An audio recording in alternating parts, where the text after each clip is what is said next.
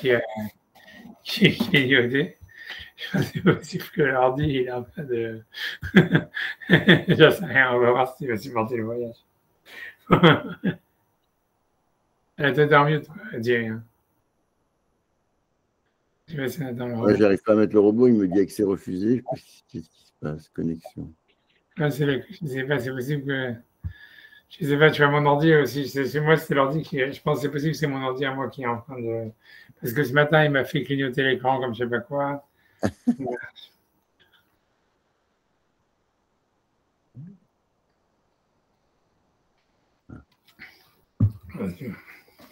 Voilà, c'est bon. J'ai lancé le robot. Voilà. Quand même. Voilà, pour l'instant, je ne le vois pas. Hein. Il a su le temps d'arriver. Ok, donc on est page 4, en attendant, en fait, j'ai donné la référence. Je mets l'enregistrement aussi. Non, mais c'est déjà en train d'enregistrer. Ok, donc voilà, tout est bien, qui finit bien. Donc on est page 4b et normalement on devait faire donc tous les rachis sur cette histoire-là de Yom Tov Shini sur le Galouyot. Ça veut dire des 2 jours d'exil, des 2 jours qu'on fait à l'extérieur d'Israël. Donc toute la question était de savoir, est-ce que c'était un... Donc dans la Gemara, en fait, on va reprendre de toute façon, on va refaire toute la Gemara lentement et sûrement on va tout refaire lentement, et voilà, mais il semblerait, ça veut dire, voilà, je ne suis pas à faire d'introduction, je vais lire la Gemara et voilà, c'est tout. On n'a pas besoin de rendre des choses compliquées. Donc en fait, on reprend, en fait, dans les petites lignes de la Gemara, donc 4b, Dalet Amoudbet, et on est en fait, donc si on fait 3 lignes en partant du bas des petites lignes de la Gemara, avant qu'on arrive dans les grandes lignes, donc dans les 3 lignes, il y a une ligne qui commence par Mikla Kale, Isura. Et au milieu de la ligne, ensuite, il y a marqué le 4e mot, Itmar. Voilà, Shnei Yamim Tovim Shel Galouyot. C'est bon, vous l'avez? C'est donc 3 lignes avant à la fin des petites lignes. Et voilà. Et c'est au milieu de la ligne. Itmar, Shnei Yamim Tovim Shel Galouyot. La ligne, elle finit avec le mot Tovim et elle commence avec le mot Mikla. C'est bon? Ok, donc on y va. Donc, c'est pas compliqué, mais simplement, on va faire Rashi. On va essayer de comprendre un peu mieux l'histoire. Rashi est très long. Donc, Itmar, donc, il a été dit dans la Gemara, Shnei Yamim Tovim Shel Galouyot. Donc, dans les 2 jours qu'on fait dans l'exil. Et donc, l'idée, c'est, il y a un œuf qui est né le premier jour de Yom Tov, est-ce qu'on peut le manger le deuxième? Rav Amar, Nolda Bézé, Mouteret Bézé. Donc, Rav, il dit, un œuf qui est né le premier jour, on peut le manger le deuxième jour. Et a priori, la logique, elle est simple, c'est parce qu'il y a un des 2 jours qui n'est pas Yom Tov. Donc, c'est sûr que voilà, c'est des 2 choses une. Le deuxième jour, l'œuf, il est permis. Voilà, puisque s'il est né Yom Tov, le lendemain, c'est pas Yom Tov. Si hier, c'est pas Yom Tov, donc il n'est pas né Yom Tov. Donc, aujourd'hui, il est permis. Donc, ce qu'il dit Rav, c'est assez simple. Et Ravasi, Amar, mais Ravasi dit Nolda Bézé, Asura Bézé. Malgré tout, s'il y a un œuf qui est né le premier jour de Yom Tov, il est interdit le deuxième jour de Yom Tov. A priori, pourquoi ça veut dire a priori, ça voudrait dire parce qu'en fait, c'est un décret qu'ils ont fait, on va dire, across the board, ça veut dire c'est un décret à 100%, comme quoi le deuxième jour de Yom Tov, il est considéré comme un jour de Yom Tov à part entière. Et donc, on oublie le fait que c'est un doute, et c'est comme si c'était en fait un jour de Yom Tov à part entière d'ordre rabbinique. Quelque chose comme ça, Rachid va expliquer plus. Dans tous les cas, Ravasi dit que même si donc un œuf est né le premier jour de Yom Tov, il interdit le deuxième, bien que logiquement, il y a clairement un des 2 jours qui n'est pas Yom Tov, malgré tout. Donc, l'Agma, elle pense au début, elle a raison. L'Agma se demande pourquoi, en fait, donc Ravasi l'interdit. L'Agma demande Lima Kasava Ravasi Kedusha Hati. Est-ce que Ravasi, donc, il pense que c'est une seule Kedusha, dans le sens où, comme on a dit, ça voulait dire, puisque, en fait, les sages, ils auraient vraiment interdit le deuxième jour de Yom Tov comme étant un jour de Yom Tov à part entière, donc c'est considéré comme vraiment un décret, voilà, les 2 jours sont de Yom Tov, et donc on ne peut pas commencer à jouer en disant si hier c'est Yom Tov, aujourd'hui c'est pas Yom Tov, si aujourd'hui c'est Yom Tov, hier c'est pas Yom Tov. Non, parce que les Chachamim, ils ont fait un décret across the board, ça veut dire d'une manière, ça veut dire générale, que les 2 jours de Yom Tov sont interdits. Alors la Gemara dit, si c'est ainsi, comment c'est possible que Ravasi pense ça? C'est pour ça qu'il interdit l'œuf. Ravasi, Mavdil, Miyomatava et Havre. Et on voit que Ravasi, lui, il faisait Avdala, Motsei Yom Tov Rishon. parce qu'il avait peur, parce qu'il pensait que le deuxième jour, en réalité, ce n'était pas vraiment un deuxième jour de Yom Tov, puisqu'on le faisait que dans le doute. Et donc, voilà, donc on voit bien que Ravasi lui-même, il est d'accord que le deuxième jour de Yom Tov, ce n'est pas un décret unilatéral, parce que sinon, ça ne ferait pas sens de faire Havdalah entre les 2 jours de Yom Tov. Sur ça, l'Agma répond, après ça, on va faire Rashi, Ravasi, Safouké, mais Safkalé. Ravasi, il avait un doute à savoir, est-ce que le deuxième jour de Yom Tov de l'exil, c'était un jour qui était interdit à part entière, et donc il fallait le considérer comme un jour de Yom Tov indépendamment du premier, et pas comme si c'était un doute, mais lui, il avait un doute sur justement c'était quoi le statut du deuxième jour de Yom Tov. Et donc il avait un doute, David Achal et Homra, et il faisait ici pour être Mahmir et ici pour être Mahmir. Dans le sens où si jamais il y avait un œuf qui était né le premier jour de Yom Tov, il interdisait le deuxième, en disant peut-être que les sages, quand ils ont fait les 2 jours de Yom Tov, c'est pas comme un doute qu'on ne sait pas en fait quel est le vrai jour de Yom Tov, mais c'est d'une manière unilatérale qu'on a interdit le deuxième jour de Yom Tov dans le rabbinique, comme si comme si les 2 jours étaient sacrés, et donc on ne peut pas commencer à jouer. Et donc c'est pour ça qu'il interdisait un œuf qui est né le premier jour, même le deuxième jour. Et d'un autre côté, il n'était pas sûr que c'était ça la raison, donc il s'est dit peut-être en fait que le deuxième jour de Yom Tov, on le fait uniquement parce qu'on a un doute. Et comme lui pense qu'à son époque, a priori, comme Sarachi va expliquer, il n'y avait pas de doute. Donc en fait, c'était qu'un minag, et donc il fallait faire Havdalah dès Motsei Yom Tov Rishon. Un truc comme ça. C'est comme ça que Rashi va expliquer, mais Rashi va être très très long sur ça. Donc on va y aller, donc, parce que c'est pas du tout voilà. Donc on va faire Rashi. Donc Rashi, il est donc chez le Galouyot, c'est dans les petites lignes de Rashi. 2, 4, 5, je crois. Le dernier Rashi, des petites lignes de Rashi en tous les cas. Et c'est, je pense, ouais, ça veut dire 5 lignes avant la fin des petites lignes de Rashi. Ça veut dire, voilà, donc il y a la ligne qui commence par le mot Deacha, et il y a le Rashi qui commence chez le Galouyot. Donc voilà. Donc j'y vais, c'est bon? Ok. Donc Deacha, donc chez le Galouyot. Donc Rashi va expliquer vraiment pour quelqu'un qui n'y connaît rien, qu'est-ce que c'est les deuxièmes jours de l'exil. Donc il dit, Shen, Osin, Oto, et la Bene Galouyot. Donc c'est quoi le deuxième jour de Galouyot? Les 2 jours de l'exil, c'est qu'il n'y a que les gens qui sont en exil qui le font. Arechokim mi Beddin, qui sont loin du Beddin, de là où est-ce qu'on en fait déclaré le nouveau mois. Ven, Ashluchin, et les envoyés ne pouvaient pas, Yecholin, le Hagia, ils ne pouvaient pas arriver. Etzlam, ça veut dire dans ces pays qui étaient lointains, qui étaient à, on voit, avant, ça veut dire qu'il était à moins de 2 semaines, à plus de 2 semaines de chevaucher. Ven, Ashluchin, et Yecholim, le Hagia, Etzlam, et donc les envoyés ne pouvaient pas arriver dans ces contrées qui étaient à plus que 2 semaines de cheval. Mais Rosh Chodesh à Yom Tov, de Rosh Chodesh à Yom Tov, le Diam pour leur faire savoir, Beze Yom, quel jour, Nikva Chodesh, le mois avait été fixé, Imbeyam Shloshim, est-ce que c'était le 30e jour, Imbeyam Shloshim Ve'echad, si c'était le 31e jour. Ve'osim Shne Yom Tov Misafek, et on fait 2 jours de Yom Tov dans le doute. Okay. Je suis encore vraiment pour les néophytes. Au Midéo Haïsa, mais d'après la Torah, mais Yom Rishon Shabbaton, il n'y a que le premier jour qui est Yom Tov, ou Yom Hashevi Shabbaton, et le 7e jour qui est Yom Tov, et tout l'eau et pas plus. Ouais. C'est vraiment pour ceux qui n'y connaissent rien, si vous débutez dans le judaïsme, vous avez un Rashi qui vous explique c'est quoi les 2 jours de Yom Tov. Bon, d'accord. Alors, il dit, je ne sais pas pour quelle raison, ok, ça continue, ça va. Ok, donc, ok, on avance, a priori, rien à rajouter sur ça. A priori, qu'on pourrait se demander pourquoi il parle du premier jour de Yom Tov et du 7e jour, donc il parle de Pessah, pourquoi il ne va pas de Sukkot. Ok, peu importe, je ne sais pas si vraiment de quoi s'arrêter, je ne sais pas. Ok, donc en tous les cas, Rav, le premier avis, il avait dit un œuf qui est né le premier jour de Yom Tov, il est permis le deuxième. Mouterat basé, donc ça veut dire c'est permis le deuxième jour. Donc Rachid explique des Chad Minaïhu, quelle est la logique de Rav, des Chad Minaïhu, parce qu'un des jours, Cholou, c'est sûr que c'est un jour de semaine, ou Iman Avshach, et de 2 choses l'une, Sharia, ça devrait être permis. Parce que voilà, il n'y a pas de. Voilà, soit hier c'est Yom Tov, et donc aujourd'hui c'est pas Yom Tov, donc je peux manger l'œuf. Soit hier c'était pas Yom Tov, aujourd'hui c'est Yom Tov, et je peux manger l'œuf parce qu'il n'est pas né Yom Tov. Ok, maintenant Rav lui l'interdit, Ravasi l'interdit. Asura Vazé, Ravasi l'interdit, ils pensent que c'est interdit, que des Mefaresh Vazil, comme on va expliquer en allant. Ça veut dire comme on va expliquer maintenant. Donc maintenant Rachid explique c'est quoi un peu l'histoire de Kedusha Achati. Lima Kasava Ravasi Kedusha Ahati. Est-ce qu'on va dire que Ravasi pensait que c'était une seule sainteté?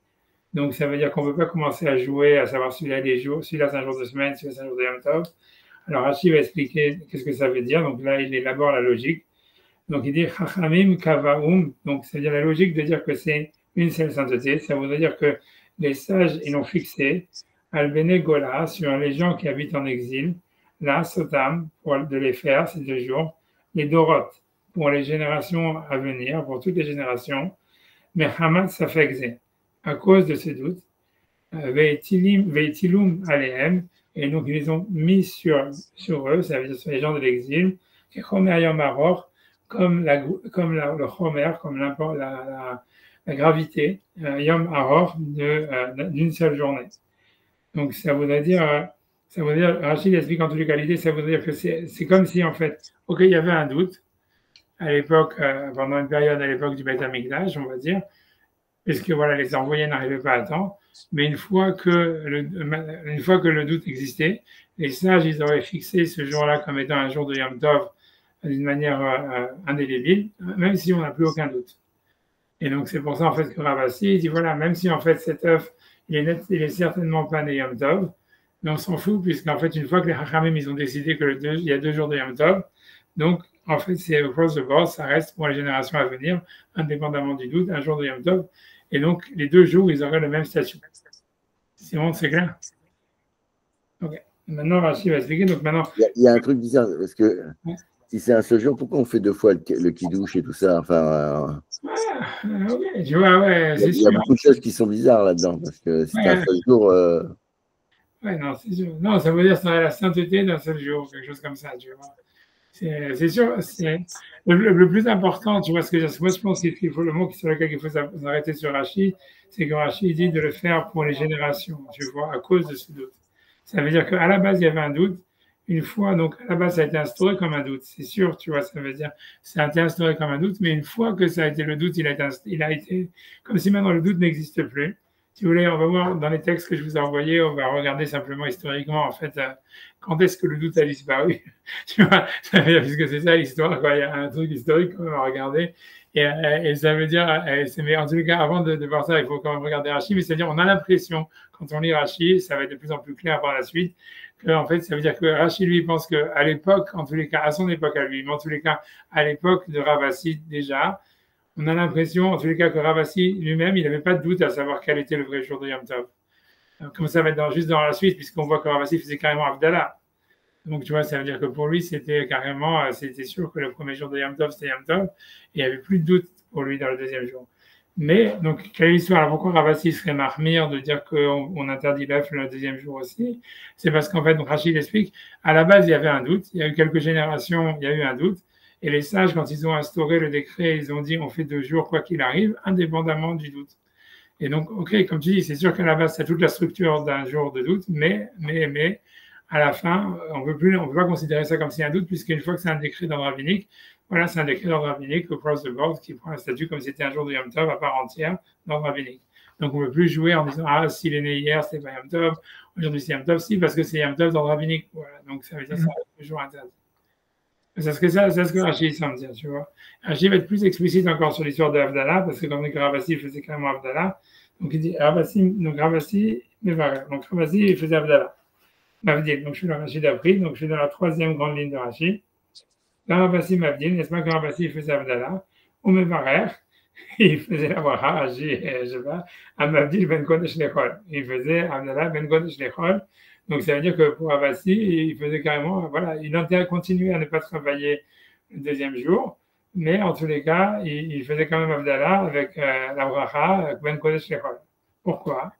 De Kassavar, parce qu'il pense, Kimlan Bigvia de Yacha. Ça veut dire, on sait quel jour c'est la fixation du nouveau mois. Le Yom Tov Sheni, le deuxième jour, donc maintenant on sait quelle est la vraie date. Le Yom Tov Sheni, Chol Gamuru. Mais le deuxième, donc Yom Tov Sheni, se trouve que c'est un jour de semaine, et donc il faut faire Abdallah. Donc il dit, et donc pourquoi alors on ne travaille pas? Ou Mishum Minhag Avotenu, c'est simplement parce qu'on garde un Minhag de nos parents, chez Loyadou Begviut Ahodesh, qui eux ne savaient pas quand était le nouveau mois, comme nous, Vasaum Misafek Melem, Et donc, lui veut dire que dans ce deuxième côté de Ravasi, qui voudrait dire en fait que ça n'était pas un décret de l'ordre rabbinique, en fait, ce que ça veut dire, c'est simplement que les gens en exil, ils étaient perdus. Et Rashi, il te dit, Vassou, Misafek Melech. Ça veut dire les gens en exil, ils avaient décidé de faire un deuxième jour de Yom Tov parce qu'ils ne savaient pas quel jour c'était. Mais ce n'est pas qu'il y avait eu un décret qui venait d'Israël, instauré par le Beddin, qui leur avait dit, voilà, il faut faire 2 jours. Et donc, à ce moment-là, ça ne reste plus qu'un minhag. Ça veut dire que, comme, a priori, ça veut dire si jamais eux, ils avaient le minhag de faire 2 jours, parce qu'ils ne savaient pas pourquoi, ça n'a jamais été un décret dans le rabbinique, nous, on garde le minhag, parce que voilà, il y a un lien de garder les minhagim, mais ce n'est pas plus que ça, mais ce n'est pas vraiment un jour de Yom Tov. Mais le problème, c'est que leur minhag, il repousse des méthodes de Raïta. Par exemple, la tfiline, on n'a pas le choix de ne pas les mettre. Alors, quand tu fais un minag à Votenu, tu repousses une mitzvah de Raïta qui est écrite et qui est. C'est compliqué quand même. Ah ouais, c'est un des sujets, c'est possible, ça veut dire, c'est un sujet qu'on peut. Je veux dire, il y a beaucoup, a priori, on va dire oui, quoi. On va voir, tout ça, tu peux quand même poser une question. Un décret, je veux bien, mais alors un minag qui repousse un Raïta, c'est quand même. Ouais, t'as raison, t'as raison. Ah, a priori, t'as raison. Mais bon, ok, encore une fois. L'idée du décret, Ramim, ils ont décrété que nos parents, les parents, enfin, on faisait comme ça, donc on avait le doute, on garde le doute. Bon, un peu comme un CNAS ou quelque chose comme ça. Mais de l'autre côté, par contre, dire minag, ça fait un peu léger, quoi. Ouais, non, mais pour Rachid, c'est ça, ça fait quoi? Ça veut dire personne. C'est a priori, c'est ça la discussion. Tu vois, le doute que Ravasi est là, la discussion avec Rav. C'est en fait la vraie histoire, c'est savoir est-ce qu'historiquement, il y a eu un décret en Israël qui avait parce qu'en fait, pour que ça devienne une mitzvah d'ordre rabbinique, il faut en fait, tu vois, ceux qui avaient la force de mettre ce décret, c'était les rabbinim en Israël. Ça veut dire, en fait, si tu veux, les rabbinim en exil, ils n'ont pas la force d'instaurer un deuxième jour ou quoi que ce soit. Donc c'est pour ça l'idée pour lui, c'est le doute en fait, c'est un doute historique en fait, à savoir comment ça s'est passé ce Yom Tov Sheni, quoi. Est-ce que ça a été un décret qui a été fait par les sages en Israël en disant ok, comme maintenant on peut plus faire les sémaphores ni rien, donc ok, donc on est obligé de faire 2 jours et à ce moment-là ça devient une mitzvah d'ordre rabbinique et tout ça. On peut dire c'est une kedusha, c'est une seule kedusha et blablabla. Ou bien, tu vois, dire Rashi, le deuxième doute, ça veut dire le deuxième côté, ça serait de dire qu'en fait, ça n'a jamais été un décret qui a été instauré en Israël. C'est simplement que les Juifs en exil, ils étaient perdus. Ils ne savaient pas quel jour. Donc, ils ont d'eux-mêmes, tu vas dire Rashi le mot Matzmam, tu vois, Saoum, Misafek, mais Eléen. Ils les ont fait dans le doute d'eux-mêmes. Ça veut dire d'une manière spontanée, pas parce qu'il y avait un décret qui venait d'en haut, mais parce que ça veut dire qu'ils étaient perdus.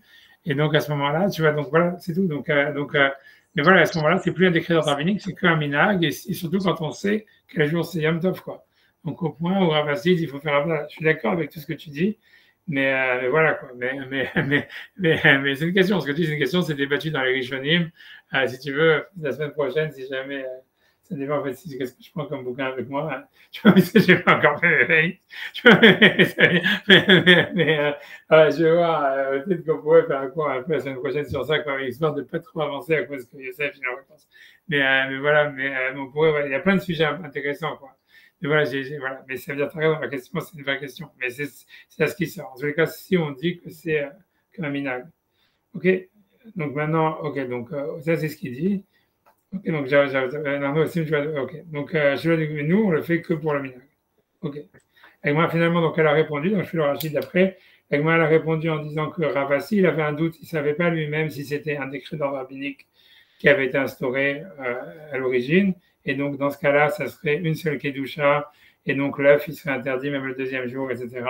Ou bien, est-ce que c'est, ou bien est-ce que c'était qu'un doute, quelque chose que les Juifs en exil avaient fait d'une manière spontanée parce qu'ils étaient perdus. Donc il dit, donc je lis Rashi. Donc on est encore une fois dans les grandes lignes de Rashi, je vois la 4e ligne, dernier mot. Safouke misaf kale, ça veut dire il a un doute, il était en doute. Imchok hamimu, est-ce que c'était un décret des sages chez Utal à la Galouyot qui avait été instauré sur les exils, les Dorotes pour les générations à venir. Et même s'il y avait une multitude de sages parmi eux, Yodé Haïtim qui connaissent les moments, ils continueraient à faire 2 jours. C'est un décret indépendamment du doute. Une fois que c'est venu d'un doute, mais une fois que il y a eu un décret d'ordre rabbinique qui fait que maintenant c'est devenu indépendant du doute, c'est 2 jours d'ordre rabbinique. Imken Areu Midivre Sofrim, et donc ça devient d'après Midivre Sofrim, par les paroles des Sofrim, c'est-à-dire des sages ou des auteurs qui en Maroc, comme une seule journée longue, et on ne peut pas permettre l'œuf. Ohen Asaoum Elehen Misafek, ou bien si jamais c'est les enfants de l'exil qui avaient en fait, qui avaient décidé de faire ça d'eux-mêmes, sans décret d'ordre rabbinique, le Khad Mina Yochol, et donc dans ce cas-là, il y a vraiment un des jours des deux qui est un jour de semaine, qui est un jour profane. Ulman de Kimle de Bigvia de Yacha, et celui donc qui connaît comme Ravasi quel jour c'est le vrai jour, donc Rosh Chodesh, qui connaît Baïl Avdoulé, il doit faire Avdallah. Ok? Ça, c'est ce que la Gemara elle dit. J'avance encore une ligne avant de. Donc, j'avance encore une ligne. La Gemara, elle conclut, mais elle va continuer encore comme ça. Elle va dire que la logique de Ravasi, elle est. Donc, je reprends la Gemara, je suis troisième grande ligne de la Gemara, quatrième mot. La Gemara, elle avance sur ça en disant. Quatrième ligne de la Gemara. Pardon, deuxième grande ligne de la Gemara, presque avant-dernier mot.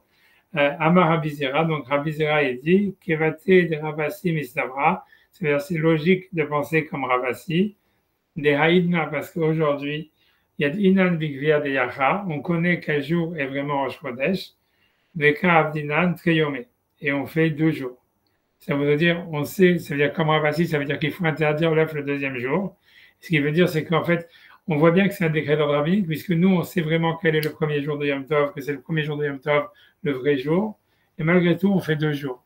Et donc, il dit à Rabbi Zira, c'est la logique de penser que c'est pas parce qu'on a un doute ou quoi que ce soit, mais parce que simplement c'est un décret d'ordre rabbinique across the board, et donc il faut le considérer comme si c'était un seul jour.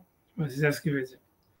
Maintenant, je fais Rashi sur ça. Donc, Rashi dit, je ne sais pas dire Rashi, bon, je vais raconter les lignes 2, 4, 6e grande ligne de Rashi, dernier mot, je pense. Ouais, 6e grande ligne de Rashi, dernier mot. Kevati de Ravasi, c'est logique de penser comme Ravasi, Mistavra, que de penser que donc c'est interdit, l'œuf qui naît le premier jour, il interdit le deuxième. Parce que nous, Kimlan Bekavia de Yacha, parce que nous connaissons en fait quel jour est Rosh Chodesh. Rashi, là, il rentre une nouvelle idée. À l'idée Cheshbon, comment est-ce qu'on sait c'est quoi Rosh Chodesh? C'est parce qu'on a un calcul. Chez Mechashvin Toldato, parce qu'on sait calculer la Tolada, ça veut dire l'enchaînement. À nous les Médim, et donc nous l'avons appris. Imnere Beyam Shloshim, donc on sait si jamais en fait Rosh Chodesh c'était le 30e jour, ou la lune a été vue le 30e jour, Imlav ou non. Ça veut dire, Rachid, il rentre une nouvelle idée. Nous, Rabbi Zira, il vient dire, on connaît le jour de Rosh Chodesh parce qu'on a un calcul qui nous permet de le déterminer, donc on n'a aucun doute. Et malgré tout, on fait 2 jours. Alma, donc j'en déduis, que c'était un décret fixe par les sages, Mitakanat Rachamim, par le décret des sages, à l'Israël sur les Juifs, à Hokim, qui habitent dans les pays lointains, la Sotan de les faire, va filou belosafek, même sans aucun doute. Ilkar, Kakadioma, Arikha Shavinu, c'est pour ça qu'on l'a fait comme une seule journée. Ok. Donc, je vais m'arrêter là 2 secondes, tu vas pour donner simplement pour regarder, poser une question, et ensuite, ça veut dire un petit peu élaborer sur cette histoire du calcul, etc. Donc, donc ici, la Gemara, elle semble dire, a priori, on voit de l'histoire de Ravasi et surtout de Rabbi Zira, que pour eux, c'était évident qu'ils connaissaient quel jour c'était Rosh Chodesh et qu'à l'époque de la Gemara, il n'y avait plus aucun doute. Ok. Maintenant, si on regarde la question évidente sur ça, c'est qu'il y a une Gemara, si vous voulez, donc je vais essayer de la faire en share screen si tout se passe bien. Donc, la Gemara dans Souka. 43, je vais essayer de...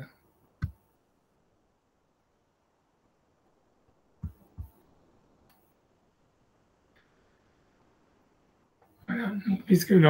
Donc la Gemara dans Souka, elle s'étonne parce qu'elle voit qu'à l'époque du Beth Amikdash, les gens, ça veut dire ils faisaient la mitzvah du Lulav pendant Shabbat, même quand le premier jour de Shabbat, quand le premier jour de Yom Tov, qui est la mitzvah de la Torah de prendre le Lulav, il tombait Shabbat. et si tu veux, il prenait le loulav le Shabbat. Donc la Gemara, ça l'étonne. Pourquoi est-ce qu'aujourd'hui on le fait pas? Et alors, j'ai fait sur screen ou pas? Vous le voyez? Ok, je sais pas pourquoi c'est moi encore comme mon écran. Je sais pas ce qui se passe exactement. Bon, c'est pas grave si vous le voyez, c'est le principal. Donc la Gemara dit, sur ça, la Gemara dit, si c'est ainsi, Aïd Nanami, aujourd'hui aussi, on devrait prendre le loulav, Yom Tov, comme on faisait à l'époque du Beth Amikdash. Pourquoi est-ce qu'on ne fait pas le loulav Yom Tov? Pourquoi on ne va pas sonner les chauffards, on va dire, le premier jour de Rosh Hashanah, normalement, puisque ça tombe Shabbat, comme on le faisait à l'époque du Beth Amikdash. En tout cas, l'Agma, elle pose la question en ce qui concerne le loulav. Et sur ça, l'Agma, elle répond, Anan lo yadinan big viuta de yacha. Ça veut dire, nous, on ne connaît pas quand est-ce que c'est Rosh Chodesh. Grosso modo, ça veut dire que l'Agma, elle dit, la raison pour laquelle nous, on ne fait pas le loulav Shabbat, quand le premier jour de Sukkot comme Shabbat, ou bien, même évidemment les autres jours aussi, mais pourquoi on ne sonne pas le chauffard, on va dire Rosh Hashanah, quand ça tombe Shabbat, c'est parce qu'on n'est pas sûr, en fait, que Rosh Chodesh ou Rosh Hashanah, c'est le premier jour. Donc, dans le doute, on ne veut pas transgresser l'interdit de la Torah, on ne veut pas transgresser l'interdit d'ordre rabbinique pour rien, quoi. Ça veut dire de sonner le chauffard ou de remuer le loulav. Donc, c'est ce que l'Agma dit, tu vois, ça veut dire, l'Agma, elle reste sur cette conclusion là-bas. Je refais dans les mots, l'Agma dit, si c'est ainsi, Aïdanami, aujourd'hui aussi, on devrait faire, puisque c'est la mitzvah de Raïta, on devrait prendre le loulav si ça tombe Shabbat. Et l'Agma, elle répond, Anan lo yadinan big viuta de yacha, nous, on ne connaît pas quel est le jour de Rosh Chodesh. Inhu, mais à l'époque de la Mishnah, comme en fait, il y avait le Beth Amikdash qui sanctifiait le Rosh Chodesh avec le mois, Diad big viuta de yacha, ça veut dire que eux, ils savaient quand est-ce c'était Rosh Chodesh. Eux, en fait, ils pourraient en fait faire si tu veux ça veut dire le Shabbat. Ils pouvaient faire le loulav le Shabbat. Et l'Agma a dit oui, c'est ce qu'on voit qu'à l'époque de la Mishnah, ils faisaient le loulav le Shabbat parce qu'ils savaient quel jour c'était Yom Tov. Parce que l'Agma a dit Inachinami, c'est vrai. L'étané Chada, parce qu'elle était enseignante du Braïta. Mais Yom Tov Rishon chez le Chag, le premier jour de Sukkot, chez Chaliot et Shabbat. Ça veut dire le premier jour de Sukkot qui tombe à Shabbat. Tout le peuple amenait ses loulav dans le mont du temple la veille de Shabbat pour faire la mitzvah. Veidar, les Beth Knesset. Alors qu'il y a un autre Braïta qui dit que non seulement c'était pas que dans le Beth Amikdash, mais c'était même dans les shouls où on utilisait le loulav, on faisait le loulav le premier jour de Sukkot. Shmamina, j'en déduisais là, Kaz minban shi Beth Amikdash kayam. Ça veut dire que ça, c'était l'époque où il y avait le Beth Amikdash, et donc on connaissait quel jour était Rosh Chodesh, et donc on prenait le loulav le premier jour de Sukkot. Kan bisman shen Beth Amikdash kayam, et ça, c'est quand le Beth Amikdash, il n'existe plus. Et donc, selon cette Gemara dans Souka, Shmamina, ou qu'on connaît plus Rosh Chodesh, donc en fait, c'est pour ça comme on n'est pas sûr de notre coup, donc c'est pour ça qu'on ne se rend pas le loulav pendant le premier jour de Sukkot. Ça, c'est la conclusion de la Gemara là-bas dans Souka, la page 43. Ça veut dire quand même en Israël, il doit faire 2 jours, d'après cette Gemara. Ouais, t'as raison, ça veut dire, ouais, c'est ça. A priori, tu vois, exactement, déjà en Israël, il devait faire 2 jours. Peut-être qu'il faisait à l'époque de la Gemara 2 jours. Parce que voilà, il semblerait en tous les cas, ce qui est certain, c'est qu'il y a une grande contradiction entre notre Gemara chez nous, 4b, où la Gemara dit, Rabbi Zira dit, nous, on sait quel jour c'est Rosh Chodesh et on fait quand même 2 jours. Donc, il semblerait qu'ils étaient certains de savoir quand est-ce que c'était Rosh Chodesh. Et la Gemara ici dans Souka qui semble dire, mais nous, on ne sait pas du tout et c'est pour ça qu'on ne prend pas le loulav. À l'époque de la Mishnah, ils savaient. Donc, qu'est-ce qui se passe exactement? La réponse, c'est que donc il y a quelque chose qui s'est passé. Ça veut dire au milieu de l'époque de la Gemara. Ça veut dire, c'est pour ça qu'en fait il faut comprendre ça. Donc ça veut dire, on va prendre, tu vois, si tu veux, le Rambam directement. Ça veut dire, voilà. Donc ça c'est le Rambam dans Mishneh Torah qui explique l'histoire, tu vois. Voilà. Donc j'espère que ça marche. Je vais zoomer. J'ai un petit peu trop zoomé, je crois. Voilà. Donc le Rambam, tu vois, il explique qu'on a un calcul qui date de ce truc. Avant ça, on peut prendre le Rambam si vous voulez me faire d'avant. Alors, donc je pourrais prendre à partir de la d'avant même, mais bon, je vais ça va comme ça. Donc ça veut dire Vedavarze, donc ça veut dire le Rambam il dit Zalacha le Moshe Misinai, c'est Zalacha le Moshe Misinai. Chez Bisman, chez Sanhedrin, qu'à l'époque du Sanhedrin, Kolvin al-Piraya, ça veut dire on fixait Rosh Chodesh par rapport au témoignage des témoins qui voyaient la nouvelle lune. Au Mizman, j'ai un Sanhedrin, et à l'époque où on n'a plus le Sanhedrin, Kolvin al-Pir Heshbon, Azé, on peut fixer quand c'est Rosh Chodesh grâce à ce calcul, Shanoum Hashvin Boayom, qu'on utilise aujourd'hui, Ben Iskakim Legraya, et on n'a pas besoin d'avoir des témoins. Donc, il dit Salah Halemoshi Misnai. Donc, il n'y a pas de question possible, c'est comme ça. Tu vois, ça veut dire qu'il n'y a aucune source, grosso modo. C'est ce que ça veut dire. Et là, Pahamim, chez Yom, chez Kovim, Bobecheshbon, Ze ou Yom Areya. Maintenant, c'est possible parfois que le jour de Rosh Chodesh, il ne correspond pas vraiment à la nouvelle lune. Au Kodemlo, ou peut-être un peu avant, il dit Bayom, un jour, ou Harav, Bayom, ou bien un jour après. Mais que le Rosh Chodesh, en fait, il soit après la nouvelle lune, Beyom, ça veut dire d'un jour, ça soit avant, c'est probable, ça arrive, soit après, il dit ça arrive, mais il dit c'est Péléo, c'est très rare, c'est extraordinaire, c'est rare. Au Varsot, chez les Marab, Israël, et ça se voit surtout dans les pays qui sont à l'ouest d'Israël, qu'ils peuvent avoir la nouvelle lune en décalage d'un jour par rapport à Rosh Chodesh. OK.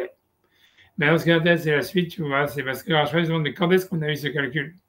Donc, puisque Rachid dit en fait que Rachid, c'est vous vous souvenez, c'est lui qui a ramené l'histoire du calcul, qui a dit, oui, nous, on connaît Rosh Chodesh parce qu'on a le calcul.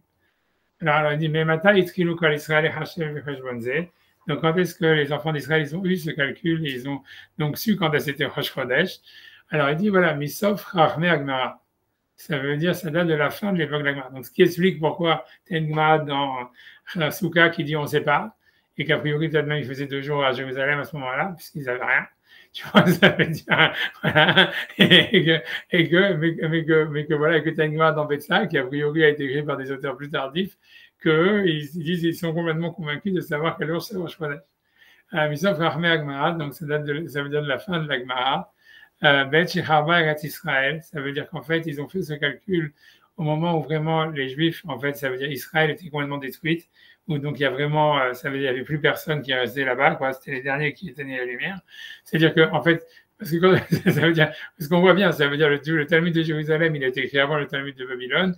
Pour une raison, ça veut dire qu'il y avait un exode progressif de tous les rabbinim et même de presque pas de tous les Juifs, mais en tous les cas de tous les rabbinim vers la Babylonie.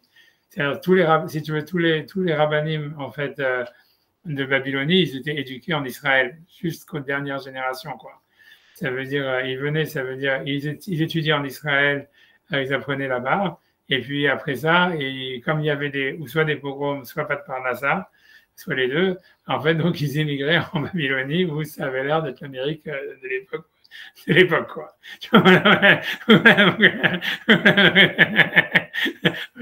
Ils étaient incapables de faire une yeshiva qui marche, mais ils étaient quand même capables de garder les types qui venaient derrière. Donc, en tous les cas, donc, en tous les cas, mais ça veut dire, donc, à ce moment-là, donc finalement, l'Exode, il a duré plusieurs siècles, quoi, si tu veux. Ça veut dire, on voit bien que tous les auteurs, par exemple, Rav et Ravasi, tout cela, c'est des mecs qui étaient en Israël, qui avaient été éduqués en Israël et qui étaient partis en Babylonie au bout d'un moment, quoi.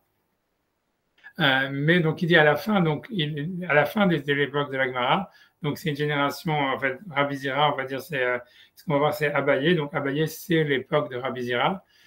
Donc, il dit, avant le bimé, donc, c'est ce qu'il dit, sauf Rahma Gemara, Bet Shkar Bet Israël, Velonishnar Betin Shalkavoa. Et donc, en fait, c'est l'époque, il va te dire lui-même, c'est l'époque de Abaye, Rava et de Rabbi Zira. Aval bimé, Rahma Mishnah, mais à l'époque de la Mishnah, Ren bimé, Rahma Gemara, et même à l'époque de la Gemara, Adiemé Abaye Verava, jusqu'à la génération de Abaye Verava, qui est une des dernières générations de la Gemara. Donc, ça veut dire que ceux qui parlent ici, Rabbi Zira, qui est la même génération d'Abaye Verava, donc, Al-Gviyut, Eretz Israël, Ayou Samchim, il se fixait par rapport à ce qu'Israël pensait, disait, et donc ça dépendait en fait s'ils voyaient la nouvelle lune ou pas, et a priori, ils étaient donc eux-mêmes, tu vois, dans le doute, tu vois. Après ça, simplement, je vais donner encore une autre chose, tu vois, une autre info, quoi. Ça veut dire donc du Sefer Achinour, qui est un auteur un peu, mince, non, je me trompais, excusez-moi, je sais pas ce que je voulais montrer, il faut que je revienne sur, exactement, voilà, donc quand il parle sur la mitzvah de Kiddush HaChodesh, donc il explique blablabla, pardon, excusez-moi, hein. Voilà, donc je peux lire à partir d'ici, quoi. Donc ça, c'est le Sefer Chinour quand il parle sur la mitzvah de sanctifier la nouvelle lune. Je peux zoomer, attends, je peux zoomer, voilà. Mais une petite chale, si tu vas me demander, Imken et Achano aussi Mayom, comment est-ce qu'on fait nous pour avoir Rosh Chodesh, Shem Lanu Hachamim Smokim, puisqu'il faudra un Beddin qui a eu la smicha.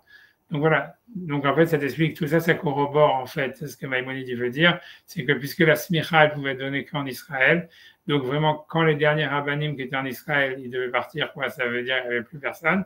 Donc en fait, ils ont décidé de faire Kiddush HaKodesh dans le futur, grâce à ce calcul qui avait été donc fait par ce Hillel, que donc on va voir. Donc voilà, là, chez Karkibalnou, chez Rabbi Hillel Anassi, Beno chez Rabbi Yehuda Anassi. Donc il faut comprendre, parce que parce qu'il y a plein d'erreurs chez plein de commentateurs à travers tous les siècles qui sont complètement embrouillés là-dedans, alors que tout est clair. Ça veut dire parce que c'est simplement que Rabbi Yehuda Anassi, ici dont on parle, c'est pas le Rabbi Yehuda Anassi qui a écrit les Mishnah. C'est Rabbi Yehuda Anassi, c'est le petit-fils du Rabbi Yehuda Anassi qui a écrit les Mishnayot. Et donc ça t'explique, tu vois, ça veut dire. C'est pour ça que ça fait sens qu'en fait ce Hillel, en fait, il a été à l'époque de Abaye et Rava. Ça veut dire, tu vois, les gens, tu vois, parce que les gens ils se sont dit, mais si en fait il est le petit-fils d'Abu Danassi qui a écrit les Mishnayot, ça veut dire en fait qu'on est avant même l'écriture de l'Agmara ou tout au début de l'écriture de l'Agmara. En fait, non, c'est pas Abu Danassi des Mishnayot, c'est le petit-fils d'Abu Danassi qui s'appelait aussi Abu Danessia, tu vois, et qui avait le même nom que son grand-père, et qu'en fait, donc, lui, c'est le petit-fils de celui-là, tu vois. Ouais. Donc ça fait en fait, on est 6 générations après les Mishnayot. Donc ça fait sens qu'en fait on arrive à l'époque d'Abaye Rava. Shaya Gadol Bedoro, donc qui était, tu vois, le grand dans sa génération, mais surtout le dernier, quoi, puisque ça veut dire qu'il était en Israël. Benismach Baret, donc c'est le dernier qui a reçu la smicha en Israël, avant que le dernier yeshiva en Israël elle ferme. Vous et Hacham Shetiken, la Nuchashban Haïbou, et c'est lui le sage qui nous a donc instauré ce calcul d'Hibou, ou Kidash Chodashim. Et donc, comme il était le dernier à avoir la smicha en Israël, donc il a été Mekadesh les Chodashim, les Vershanim à Atidim, et donc il a fait les années du futur, Lavo, Atiavo Eliaou, jusqu'à ce que Yavo Eliaou, Bazan nous sommes primayom, et c'est sur ça qu'on est sommaire aujourd'hui. Ok, d'abord tu vois, Vézé Shamarnou, Data Rambam. Il dit, on a dit c'est la vie du Rambam, alors que tu vois beaucoup s'embrouiller en disant mais non c'est pas la même chose et tout ça. En fait si tu vois, quand tu comprends, en fait c'est 6 générations après l'ouverture après Abu Danassi, et ça te fait en fait c'est l'époque d'Abaye Rava. Non, ne demandez pas la date exacte, il faut regarder Wikipédia. Tu vois mais tu vois mais voilà quoi. Mais en tous les cas, ça explique aussi la Gemara, c'est-à-dire que donc l'histoire c'est que Ravasi lui il était avant Abaye Rava. Tu vois, donc c'est un pour expliquer, parce que ça éclaire un peu l'histoire. C'est-à-dire que, en fait, Rabbi Zira, lui, il est de la même génération qu'Abaye. On va voir juste après, il y a Abaye qui va parler, qui va dire à Rabbi Zira, non, c'est plus logique comme Rav, etc. Donc Rabbi Zira, c'est la réponse. Et donc lui, il dit, nous, on connaît le nouveau mois, on connaît c'est quand le véritable mois, et on fait quand même 2 jours. Donc en fait, c'est pour ça qu'il dit, c'est clairement pas un doute, c'est parce que c'est une takana, sinon pourquoi est-ce qu'on le ferait? Tu vois, c'est ça ce qu'il veut dire. Et par contre, tu vois, maintenant la question c'est Ravasi, qui lui, il était d'une génération avant, même 2 générations avant. Comment ça se fait que lui dit qu'il connaît le nouveau mois? Alors c'est pour ça que Rashi, en fait, quand tu regardes Rashi, à chaque fois il dit non, ça veut dire que Ravasi, lui, il avait le calcul. Donc c'était pas, ça veut dire c'était pas dévoilé, etc. C'est pour ça que lui faisait Avdala. Si tu regardes dans Rashi, il dit à chaque fois, lui, il connaissait, lui, il était sûr de son coup, mais pas les autres juifs, tu vois. Et ça veut dire, c'est pour ça, donc ça veut dire, parce que lui, il avait le calcul, il savait comment ça marchait et tout ça, mais donc lui, il faisait Avdala, etc. Mais les autres, il leur disait pas, ça veut dire, il n'était pas. Et c'est pour ça qu'il y a, mais c'est ce que Rabbi, donc voilà, Rabbi Zera, il veut dire, a priori, Ravasi, il a raison, puisque ça veut dire que l'Alacha, elle est devenue comme Ravasi, puisque nous, on est certain de quel jour c'est Yom Tov, et malgré tout, on fait 2 jours, donc c'est un décret, tu vois, ça serait ça l'idée, tu vois, ça serait ça le point, quoi. Et voilà, mais c'est vrai, d'un autre côté, c'est parce que, en quoi ça reste difficile malgré tout, c'est parce qu'en fait, si tu veux, l'alaha, elle est quoi? Que nous, on tient l'alaha comme rave, ça veut dire que c'est qu'un minag. Et la question est de dire, tu vois, que puisque nous, ça veut dire, parce que l'alaha, elle est en tous les cas que s'il y a un œuf qui est né le premier jour de Yom Tov, il est permis le deuxième, tu vois. Et comme je vous ai dit, même on peut faire Egouf Tafshilin comme ça. Si quelqu'un a oublié de faire Egouf Tafshilin à la veille de Yom Tov, il peut faire le premier jour en disant si demain c'est Yom Tov, si alors aujourd'hui c'est Shrol, et si aujourd'hui.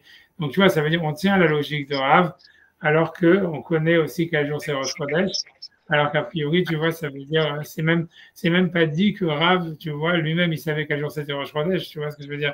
C'est possible que Rav lui-même, il aurait dit, ah, maintenant qu'on sait, c'est sûr que c'est un décret. Mais, tu vois, la question aussi, c'est que nous, on ne peut pas inventer des nouveaux décrets, tu vois, c'est l'histoire. En fait, tu vois, mais grosso modo, la question, elle serait que normalement, si nous, on dit que c'est un minag, normalement, qu'on sait quel jour c'est Rosh Chodesh, il n'y aurait plus vraiment d'obligation de le faire, quoi, mathématiquement, tu vois. Ah, c'est pour ça que, comme je vous dis, c'est débattu l'histoire du deuxième jour. Mais voilà, en tout cas, bon, en tout cas, voilà, mais c'est au moins au moins que ça soit clair, quoi. Ça veut dire, ça veut dire, voilà, donc il y a eu, voilà, donc en tout cas, donc je reviens, je vais arrêter les chercher, donc je vais continuer à faire les rachis et tout ça. Une seconde, et j'espère, c'est pas ce qui se passe exactement. Ouais, c'est la démarche. Ok, donc j'avance. Donc voilà, ok. Maintenant, donc ça, c'était l'argument de Rabbi Zira. Maintenant, on a Abaye, que lui donne un argument opposé. Donc, je reprends la Gemara. Donc, quatrième grande ligne de la Gemara. Abaye, donc troisième mot. Amar Abaye, pardon, deuxième mot. Amar Abaye, Abaye a dit que Vaté des Rav Mistavra, c'est-à-dire c'est logique de penser comme Rav, d'Etnan, parce qu'il a été enseigné dans la Mishnah. Barishona Ayu Masin Masuot, ça veut dire au début, donc il faisait des feux, ça veut dire il faisait des signaux de fumée pour savoir quel jour c'était Yom Tov.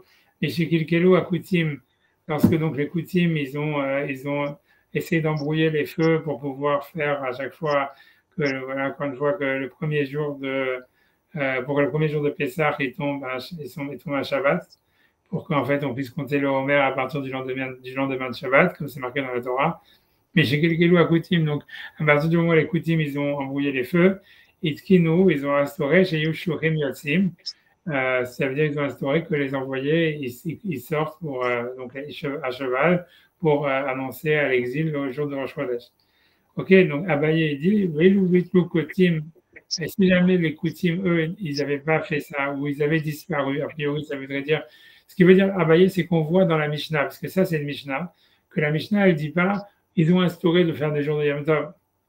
Ils ont dit non, ils ont instauré d'envoyer des chevaux qui annoncent le jour du Yom Tov. Donc, on voit bien, s'il y avait un décret, c'était juste d'envoyer des chevaux. Et en fait, les 2 jours de Yom Tov, c'est un truc qui s'est passé parce qu'il y avait des endroits où les chevaux n'arrivaient pas à temps. Mais en fait, tu vois, c'est ce qu'il veut dire. Donc, c'est ce qu'il veut dire. Je pense que c'est ça la preuve qu'il veut dire. Parce que sinon, qu'est-ce qu'il rajoute? Il dit Veilou Bitlou Koutim. C'est-à-dire, si jamais il n'y avait pas eu les Koutim ou s'ils disparaissaient, ils avaient disparu, Avdinan Hadioma.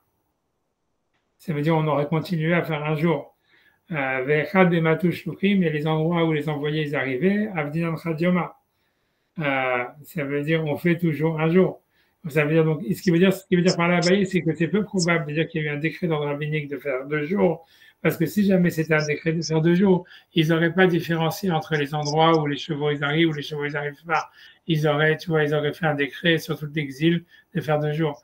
Et on a l'impression plus que le décret c'était juste d'envoyer des chevaux, ce qui est marqué dans la Mishnah, tu vois. Donc en fait, le deuxième jour, il n'y a jamais eu un décret comme ça de faire 2 jours. C'est ce qu'il dit à Abaye. Donc maintenant, ok, donc la question elle est de dire, ok, puisque Abaye, lui, il est dans la période où ils avaient le jour de Yom Tov qui était fixé, etc. Donc la question elle est de dire, donc maintenant il n'y a plus de doute, et qu'à la base, il n'y avait jamais eu un décret de faire 2 jours. Donc pourquoi est-ce qu'on fait 2 jours? Tu vois, donc ça, il m'a dit, ok. Ok. Vashta, donc je finis la phrase, donc la dit Vashta, et maintenant, les Yadinan Bigvia de Yacha, que l'on connaît en fait quel jour est Rosh Chodesh. Maïtama, pour quelle raison Avdinan Triyome, on fait 2 jours. Mishum, donc, et donc là sur ça, Rabbi, ça c'est la lacha a priori. Les Shalchum Etam, parce qu'ils ont envoyé de là-bas. Izahu Beminag Avotechem, ça veut dire faites attention au minag de vos parents. Bidechem, qui entre vos mains. Et là, encore, on pourrait dire, ok, d'accord, c'est un minag, mais la suite, elle est bizarre. Les Zimnin de Gazvou à Malchut Gezerah. Des fois, il y aura la Malchut, ça veut dire le gouvernement étranger va faire des décrets, on va dire antisémites, ou des décrets qui empêchent de faire Yom Tov. Va-t-il à calculer, et ça pourrait arriver en fait à être mécalquel, ça veut dire ou bien à oublier le compte, ou je ne sais pas, ou bien, c'est pas clair. Ça peut arriver en tous les cas que la chose soit abîmée. Traduction des mots. Okay. Mais en tous les cas, pour moi, la question, c'est que si jamais c'est un minag, tu vois, c'est pas la peine de donner une raison de le faire. Ouais. Tu vois, si jamais c'est parce qu'il y a vraiment un problème de peur qu'on va perdre le compte à nouveau, alors c'est pas la peine de dire que c'est un minage, et que c'est parce qu'on a, tu vois, c'est à cause de ça qu'on le fait. Tu vois, je sais pas, tu vois, tu vois, c'est ça, je sais pas exactement qu'est-ce que tu gagnes. Ok, alors on va voir, on va faire Rachid en tous les cas sur tout ça. Donc Rachid dit comme ça, donc, ok, ok, donc on a vu lui dire qu'on sait, Avdinan Triyomé, ok, c'est on a vu. Kevate des Rav Mistara. Donc on est, encore une fois, je compte 2, 4, 6, 2, 4, 6, huitième ligne des grandes lignes de Rachid, dernier mot de la ligne. Kevate des Rav Mistara, c'est logique de penser comme Rav. Chez Nochok, que ce n'est pas un décret qui avait été fait à la base. Et là, Migdagat à Safek, mais c'est simplement à cause du souci, du doute, de l'angoisse du doute. Voilà, à Ichmirum Alehem, ils ont été marmires sur eux, les Galouillotes, les exilés, les exils. Pourquoi? Donc Abaye explique pourquoi. Barishona, parce qu'il dit voilà, avant, au début, Kodem Shekilkelo Akutim, avant que les Koutim donc, essayent donc d'embrouiller les sémaphores, ici où M Maswat, et que donc Rachid explique comment ils ont mis eux-mêmes embrouiller les sémaphores. Donc eux, il suffisait qu'eux, ils mettent aussi des feux à d'autres endroits, donc des autres signaux, des faux signaux. Beyom Shilokavu Bo Chodesh, dans un jour où vous n'avez pas fixé les Chachamim le nouveau mois, qu'aider la Tot d'Israël pour tromper Israël, les Juifs. Donc maintenant, Rachid va expliquer c'est quoi Massin Masuot. Ça veut dire on faisait lever des élévations. A priori, la traduction du mot. Donc Rachid va expliquer que ça veut dire que la fumée, c'est quelque chose qui s'appellerait une élévation, quelque chose qui est élevé. Il amène un verset dans Shoftim, qu'honnêtement, je n'ai pas eu le temps d'aller regarder. Ça veut dire, ce qui dit, la lotam miset ashan minaïr. On peut regarder, hein, si vous voulez, je peux dire, pas plein la traite, mais c'est bon, je vais regarder. J'en étais là quand. C'est bon. Je vais, attends, je vais dire, deux secondes, je ne sais pas de quoi ça parle. J'arrive.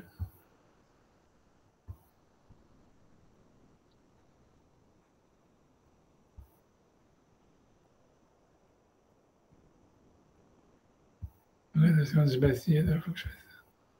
C'est bon.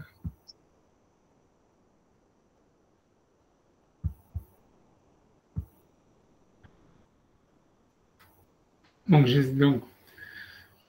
sais pas d'où est-ce qu'on en est, tu vois, je sais pas qui est quoi. A priori,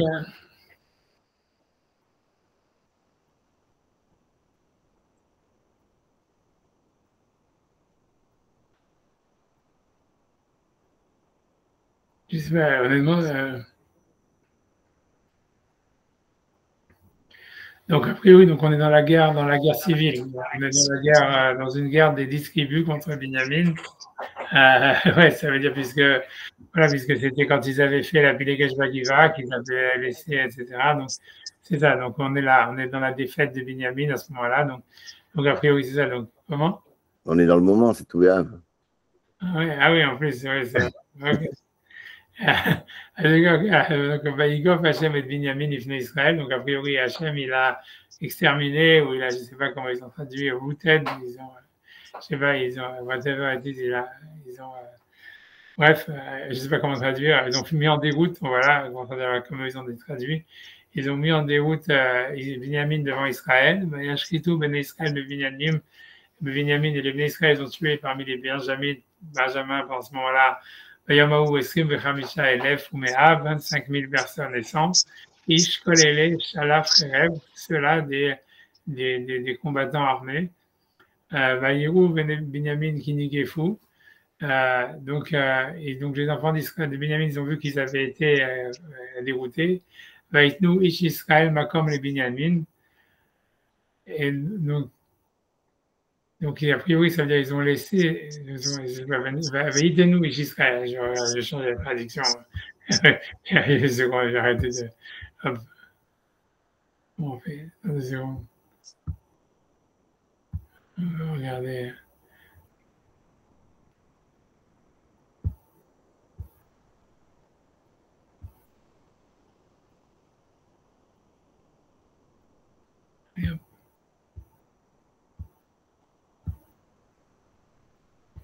2 secondes.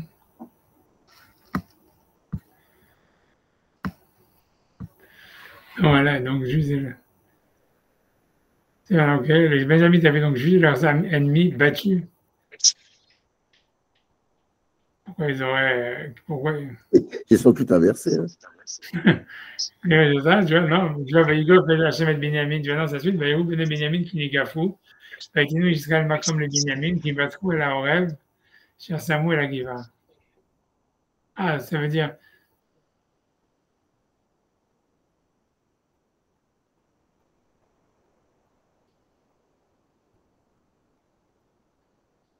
Donc j'imagine, avec un. Ah, c'est-à-dire que l'idée, c'est que les Juifs, ils avaient tiré en retraite pour attirer les enfants de Benjamin dans un piège. Ça veut dire, en fait, techniquement, les enfants de Benjamin, ils avaient été déroutés, mais ils ont fait semblant d'avoir perdu. Les Juifs, ils ont fait semblant d'avoir perdu pour les attirer dans un guet-apens. C'est ça l'histoire. Ayou ben Benjamin qui n'est gafou, tu vois, c'est sûr, c'est pour ça que je ne comprenais pas. Les enfants de Benjamin, ils ont vu qu'ils avaient été déroutés, mais nous, Israël, comme les Benjamin, ça veut dire, mais ils ont laissé les enfants d'Israël de l'endroit où Benjamin pour leur faire croire en fait que c'était eux qui étaient en train de gagner, qui battrou à la rêve parce qu'ils étaient confiants dans l'embuscade qu'ils avaient mis, à Chassamou et la Giva, qu'ils avaient mis dans la plaine. Voilà, la rêve et Kishou va tout à la Giva, et ça veut dire les embusqués, ils étaient silencieux, ils se sont étendus dans la plaine. Imshor à rêve, et donc ensuite, ça veut dire les embusqués, ils se sont répandus dans la ville a priori.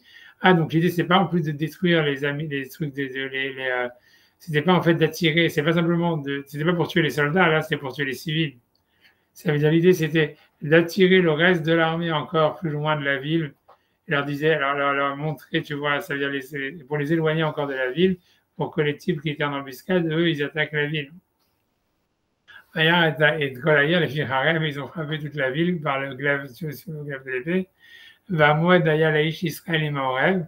Et donc voilà, donc il y avait ça veut dire une sorte comme ils ont dit, un rendez-vous, mais ça veut dire en fait une sorte d'organisation entre les Juifs et les gens dans l'embuscade.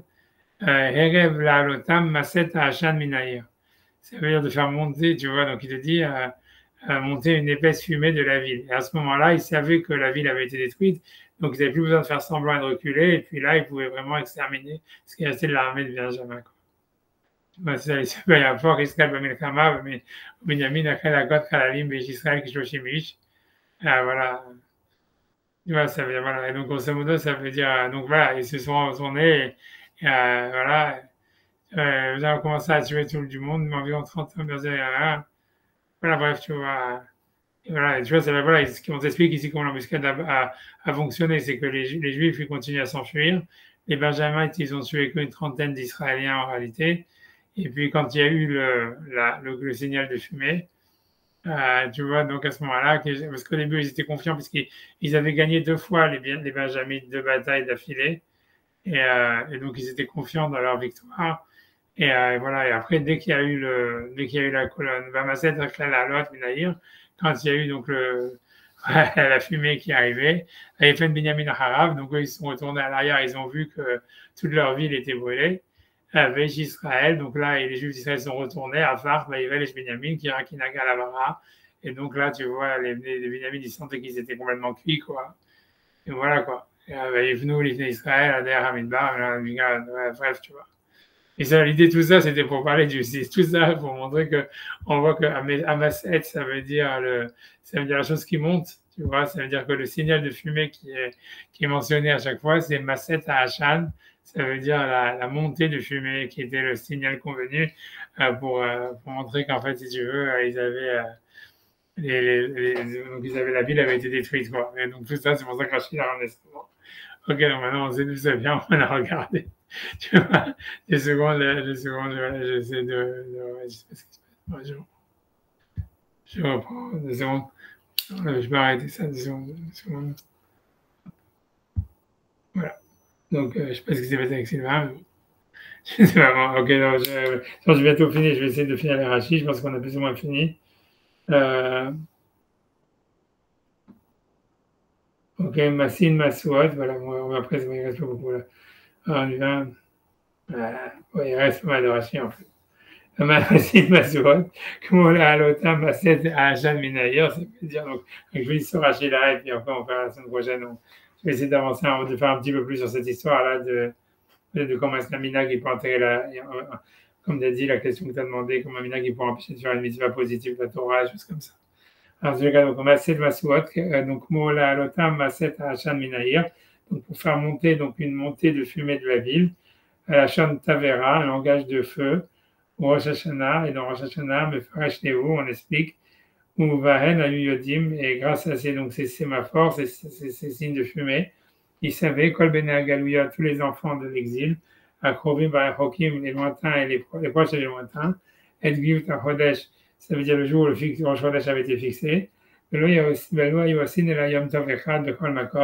et il faisait un seul jour de Yom Tov dans n'importe quel endroit. Voilà, j'avance quand même. Chez Yushluchim Yosim, que les envoyés sortaient. Vad Makom chez Yocholim Lagia, et donc tous les endroits où ils pouvaient arriver, Betoch HaMeshesrei Yamim, dans les 15 jours. Modim, il le faisait savoir. Vosim Yom Echad, on faisait un seul jour. Bachar Osim Shni Yamim, il n'y a que dans le reste où on faisait 2 jours. Et maintenant, Abaye dit, Velu Bitlu Koutim, mais si jamais les Koutim n'existaient pas, si jamais en fait il n'y avait plus ce problème et qu'on avait eu la possibilité, ou on avait encore la possibilité de savoir comment ça se passe en Israël, Adrinan, on serait revenu, vers Avdinan Masuot, on referait les sémaphores, les roches et Harim, ça veut dire en haut des montagnes, les Yedou Akol, et tout le monde saurait instantanément, Vavde Khadioma, Bechol Dukhta, et on ferait un seul jour dans tous les endroits, Vehaidna, et aujourd'hui, Nami aussi, Echad et Matouch Luchim Kodem Yom Tov, lorsque les envoyés ils arrivent avant Yom Tov, Avdinan Khadioma, on continue à faire un seul jour, Shma Mina, j'en déduis, Lokavum Aleem, ça n'avait pas été fixé sur eux, Betakana et Dorot, comme un décret pour les générations à venir. Et donc j'aimerais dire, alors pourquoi est-ce qu'on le fait? C'est parce qu'on a le minag, et aussi parce qu'en fait, peut-être le royaume va faire un décret qui nous empêchera de faire, qui nous ferait perdre le compte.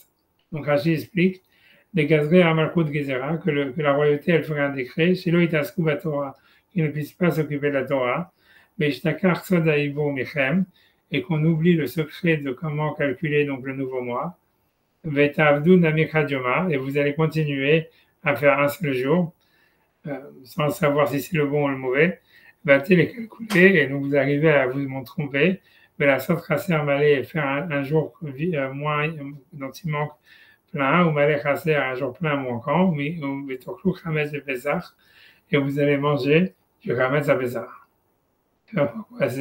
C'est plus dangereux ça que de manger à Yom Kippour, je sais pas. Tu vois. Voilà, je pense que voilà, c'est tout. Donc voilà, donc voilà, on a fini la voilà. Hazak. Voilà, à demain. Et merci. À demain, merci beaucoup. Allez, je vais essayer de commencer à faire des faits. Merci. À tout.